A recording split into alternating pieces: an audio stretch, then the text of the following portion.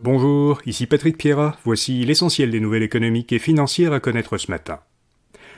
Google devrait être scindé en 10 entreprises.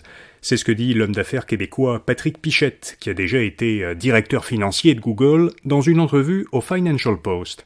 Patrick Pichette croit que les entreprises technologiques devraient rester petites pour demeurer agiles. Il dit que la taille d'Alphabet, le nom de la société que la plupart des gens appellent encore Google, freine sa capacité à innover. Pichette note que l'entreprise n'a lancé aucun produit notable ces 3 dernières années. Il croit que YouTube, Google Maps, Google Search, Android et Chrome OS devraient se séparer de Google et devenir des entreprises distinctes. Les boursicoteurs se ruent sur le média numérique américain BuzzFeed, qui est coté en bourse, parce qu'il projette d'utiliser l'intelligence artificielle. Selon un message envoyé à ses employés, BuzzFeed compte se servir du programme d'intelligence artificielle ChatGPT pour créer une partie de son contenu. Cette annonce semble avoir suscité l'intérêt de plusieurs investisseurs, car l'action de BuzzFeed a presque quadruplé de valeur entre mercredi et vendredi.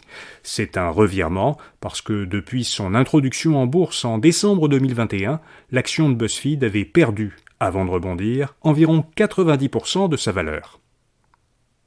Le gouvernement ne veut pas exproprier le gestionnaire du Mont-Sainte-Anne. Le ministre de l'économie, Pierre Fitzgibbon, a dit qu'il n'était pas favorable à ce que le gouvernement exproprie Resorts of the Canadian Rockies, qui gère la station de ski Mont-Sainte-Anne près de Québec, et qui fait l'objet de nombreuses critiques. Selon le ministre, une expropriation nuirait à la capacité du Québec d'attirer des investissements étrangers. Fitzgibbon est plutôt favorable à l'octroi d'une aide financière, à condition qu'elle soit équitable envers les autres stations du Québec. Il a évoqué la possibilité de leur donner une aide pour renouveler leurs canons à neige. Toyota change de PDG. Akio Toyoda, petit-fils du fondateur de Toyota, quittera en avril prochain ses fonctions de chef de la direction de l'entreprise pour devenir président du conseil. Il sera remplacé comme PDG par Koji Sato, qui dirige actuellement Lexus, la marque haut de gamme du constructeur, et la division de sport motorisé de Toyota. Le constructeur a communiqué que ce changement de garde marquerait un tournant important pour l'entreprise, qui a beaucoup misé jusqu'ici sur la technologie hybride. Koji Sato a déclaré que Toyota allait accélérer sa transition vers l'électrification de ses véhicules.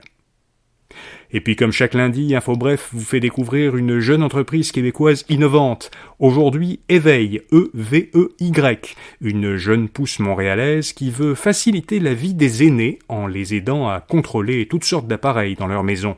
Éveil fabrique un petit boîtier qui prend la place d'un interrupteur dans un mur. Cette petite boîte agit comme un panneau de commande et comme un centre nerveux pour l'habitation. Elle est équipée de capteurs qui reçoivent des signaux ambiants et les analysent avec de l'intelligence artificielle.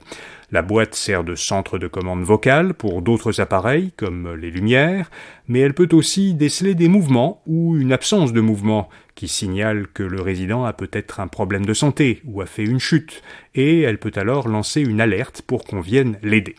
Pour en savoir plus sur Éveil, découvrez un bref portrait de l'entreprise à infobref.com. Voilà, vous savez l'essentiel. Pour un rapide tour d'horizon de l'actualité générale, au Québec et dans le monde, écoutez notre autre balado, Actualité InfoBref. Et rendez-vous demain matin pour un autre bulletin de nouvelles économiques dans ce balado InfoBref Affaires. Bonne journée.